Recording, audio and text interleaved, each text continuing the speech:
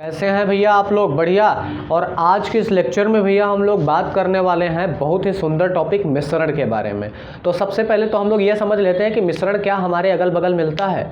जी बिल्कुल मिलता है, हमारे घरों पे भी होता है, हमारी schools, college, tuitions, coachings, markets, हर जगह मिश्रण मिलता है। तो अब इसे समझते हैं। तो इसके समझने से पहले हम लोग डेफिनेशंस को समझ लेते हैं, उसके बाद फिर हम लोग गांव वाले एग्जाम्पल के साथ इसको समझेंगे, तब क्वेश्चन इससे रिलेटेड सॉल्व करने का प्रयास करेंगे। तो चलिए देख लेते हैं भैया। जब दो या दो से अधिक तत्वों या यौगिकों को किसी भी अनुपात में मिलाया जाता है तो निर्मित पदार्थ को मिश्रण कहते हैं।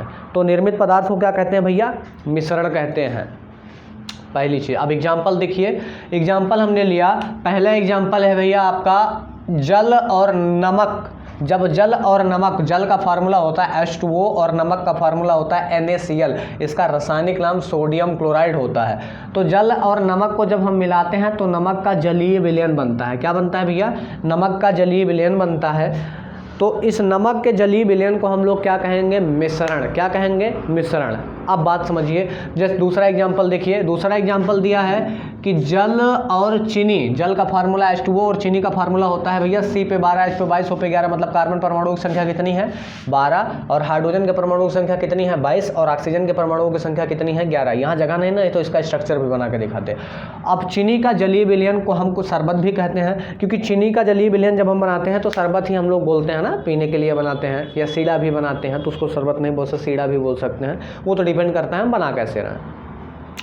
अब उसके बाद भैया नोट लिखे हैं जो कि बहुत इंपॉर्टेंट है, सबसे इंपॉर्टेंट है पहला, दूसरा, तीसरा, सबसे ज़्यादा इंपॉर्टेंट नोट है पहला। मिश्रण में किसी भी नए पदार्थ का निर्माण नहीं होता। ये क्या सर?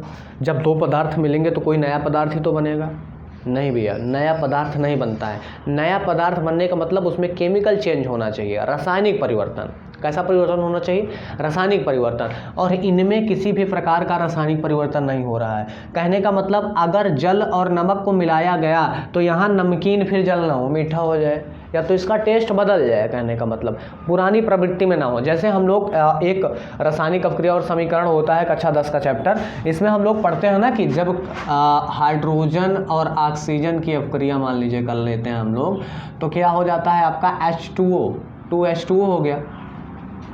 तो इसमें क्या ये H2O हो जाता है, ये हाइड्रोजन होता है और ये ऑक्सीजन होता है। हाइड्रोजन फ्लेमेबल होता है और इसके साथ आके ऑक्सीजन के साथ जुड़ जाता है यहाँ, और जल बन जाता है यहाँ, तो आग बुझाने का काम करता है। तो इसमें क्या होता है कि इनकी प्रॉपर्टी और इनकी प्रॉपर्टी में एकदम डिफरेंस हो जाता है। क्या हो जाता है भैया? डिफरेंस हो जाता है, अंतर। तो इनकी प्रॉपर्टी और इनकी प्रॉपर्टी में बहुत ज़्यादा डिफरेंस, दोनों एक दूसरे के एकदम अपोजिट कार्य करने लगे। ये आग लगाने का काम करता है और ये आग बुझाने का काम करता है। मतलब आग ही बुझाने का काम, बस जल नहीं करता, जल तो कई काम में आते हैं, लेकिन ये देखिए आग बुझाएगा और ये क्या करता है? आग लगाता है। हाइड्रोजन बहुत फ्लेमेबल होता है ना। तो इससे ये पता चलता है कि यहाँ पे केमिकल चेंज हुआ, इसने अपनी पुरानी प्रवृत्ति को भूलकर अपनी एक नई प्रवृत्ति बनाई है, अपने एक नए रूप में उभर के आया है। कौन? H2O। लेकिन H2O में हाइड्रोजन का कैरेक्टर और ऑक्सीजन का कैरेक्टर नहीं है। आई बात गई समझ में? मतलब इनकी जो प्रॉपर्टी थी इनमें इसकी प्रॉपर्टी नहीं है, इसमें इसकी खुद की एक अपनी नई प्रॉपर्टी है। तो ये हुआ रासायनिक परिवर्तन और ये बना नया पदार्थ। ये क्या बना भैया? नया पदार्थ। जैसे दूध से दही बन गया, दूध से दही बन गया। अब इसमें होता क्या है कि अब जैसे दूसरा नोट्स मैंने लिखा है, मिश्रण के गुण उसके अवयवों यानी तत्वों या यौगिकों, अवयव को हम लोग अंग्रेजी में कंपोनेंट्स बोलते हैं, और अवयव क्या होते हैं? दो, मतलब तत्व भी हो सकते हैं, अवयव यौगिक भी हो सकते हैं। और दूसरी चीज़, अगर मान लीजिए हम लोग मिश्रण बना रहे हैं किसी और चीज़ का, मान लीजिए जल और चीनी का मिश्रण बनाए, तो जल और चीनी में क्या होगा? कंपोनेंट्स यानी अवयव क्या होंगे? तो जल और चीनी हमारे क्या हो जाएंगे भैया? अवयव हो जाएंगे। ठीक है। तो उसमें देखिए मिश्रण के गुण उसके अवयवों यानी तत्वों यौगिकों के गुण को प्रदर्शित करता है। तो जो मिश्रण बनता है, जैसे हमने मिश्रण बनाया ना नमक का जलीय विलयन, तो इसमें हो क्या रहा है कि नमक की जो प्रॉपर्टी है और जल की जो प्रॉपर्टी है इस पूरे विलयन में क्या कर रही है? मैच कर रही है। तो मतलब ये पूरा जो विलयन है किसकी प्रॉपर्टी को दिखा रहा है? इनकी प्रॉपर्टी को। लेकिन नया पदार्थ जब बनता है तो उसमें ठीक इसके विपरीत होता है। इसीलिए कहा जाता है कि मिश्रण को भौतिक प्रक्रम के द्वारा पृथक किया जा सकता है। अब सर भौतिक प्रक्रम क्या होते हैं? भौतिक प्रक्रम क्या होते हैं, कितने प्रकार के होते हैं, हैं, इनसे रिलेटेड कैसे प्रश्न पूछे जाते हैं, इन सब पे एक बढ़िया बड़ा सा वीडियो होगा, ठीक है। मिश्रण को पृथक करने की विधियाँ, इस पे हम बनाएंगे बहुत बड़ा वीडियो। लेकिन अभी कॉमन चीज़ समझ लीजिए थोड़ा सा। जैसे हमने आसवन विधि लिखा है, दूसरा प्रभाजी आसवन या आंशिक आसवन, इसे हम लोग अंग्रेजी में बोलते हैं भैया फ्रैक्शनल डिस्टिलेशन। क्या बोलते हैं भैया? Fractional distillation. Fractional distillation.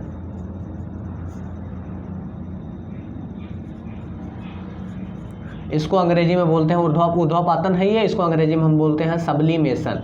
क्या बोलते हैं भैया? सब्लिमेशन।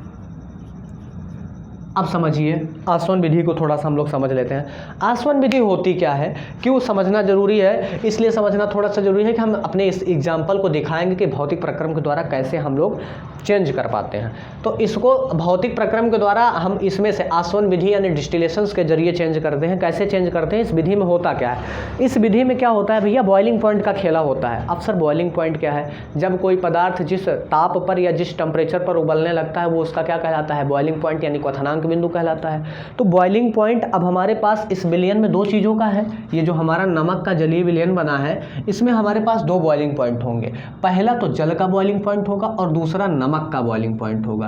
कितना होगा? नमक का बॉइलिंग पॉइंट होगा। तो अब जल और नमक के बॉइलिंग पॉइंट में आसवन विधि क्या कहता है कि आसवन विधि दो ऐसे पदार्थों के बीच को पृथक करता है जिनके क्वांथनांकों यानी बॉइलिंग पॉइंट का अंतर बहुत ज़्यादा होता है। मतलब कि 25 केल्विन से भी अधिक होता है, 25 केल्विन से अधिक होता है। तो इसे हम लोग क्या कहते हैं?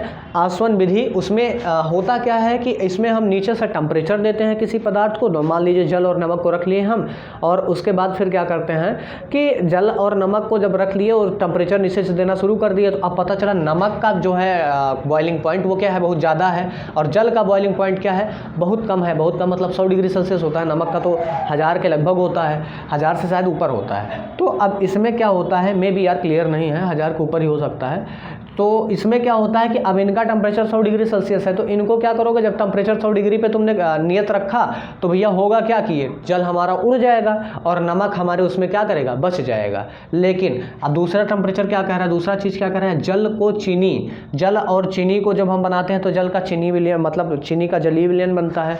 और इसमें होता क्या है? शरबत है ये। तो क्या ये शरबत भी इसी विधि के द्वारा किया जाएगा? जी नहीं, ये वाष्पीकरण विधि के द्वारा किया जाएगा। और इसमें क्या होता है कि बस आप टेम्परेचर देते हो वाष्पीकरण विधि में, और जल क्या करता है? उड़ जाता है, और चीनी क्या होती है? पेंदी में बैठ जाती है। तो इसे हम क्या कहते हैं भैया?